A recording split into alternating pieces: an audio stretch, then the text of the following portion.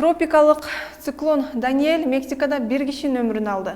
Эскерте кетсек, Даниэль Мексиканын чыгыш жээктерине нөшөрлүү жаан менен кошо катуу бороон алып келген.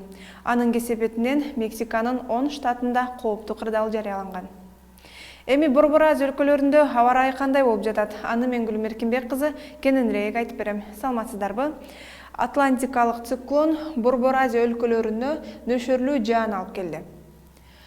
Бул нөшөрлүү жаан эртең басаңдайт, себеби анын көпчүлүк бөлүгү Кытайга өтүп кетти. Ошондуктан эртең Ак Суу жана Үрүмчү шаарларына жаан катуу жаашы ыктымал.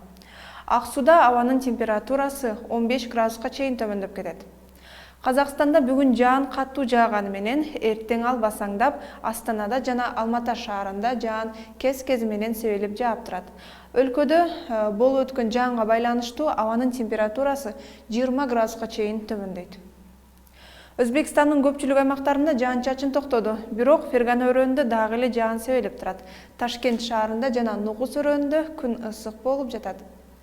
Ошондой эле Түркмөнстанда да аба ырайы туруктуу, Дашоғуз өрөөнүндө жана Ашхабад шаарында аба ырайы 36 градуска жылуу болмокчу. Бүгүн Тажикстанда асманды кара булут каптап, жаан катуу жааса, ал эртең толугу менен таркап, күндүн бети көрүнө баштайт. Термометр көрсөткүчү көпчүлүк аймактарда 30 градуска көтөрүлсө, Хорок өрөөнүндө 25 градусту көрсөтүп турат.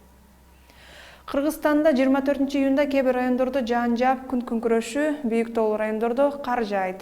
Батыштан соккон шамалдын ылдамдыгы секундасына 4-9 метрге чейин жетет. Көпчүлүк аймактарда абанын температурасы кескин төмөндөйт.